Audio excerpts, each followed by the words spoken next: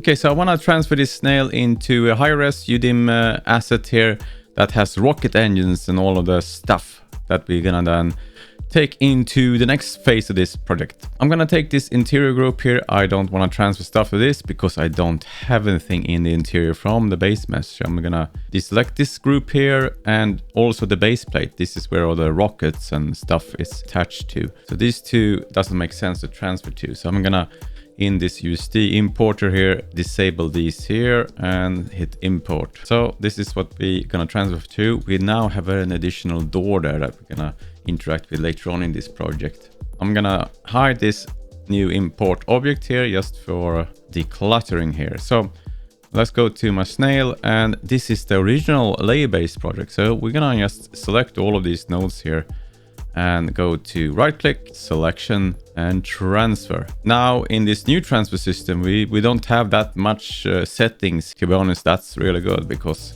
the old one didn't make much sense and there was a lot of tweaking and confusion. From the source object here, snail, and I want to transfer to my snail USD here that I imported. That's about it. I'm gonna set 4K maps. I'm gonna transfer into, yeah, it's okay. It's gonna be maybe 2 or 3 minutes to do this, and I will come back and we take a look.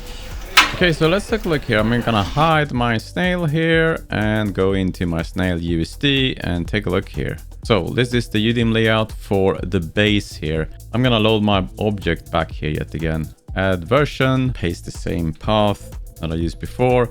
And now this time I'm gonna load all of my assets here, including the interior and the base plate, because I'm gonna extend onto this. I'm just gonna now flip over to my object and load this new asset in here. And there we see, now we have the additional stuff that we are gonna extend into here next. I'm gonna link here a playlist to the previous episodes if you have missed those.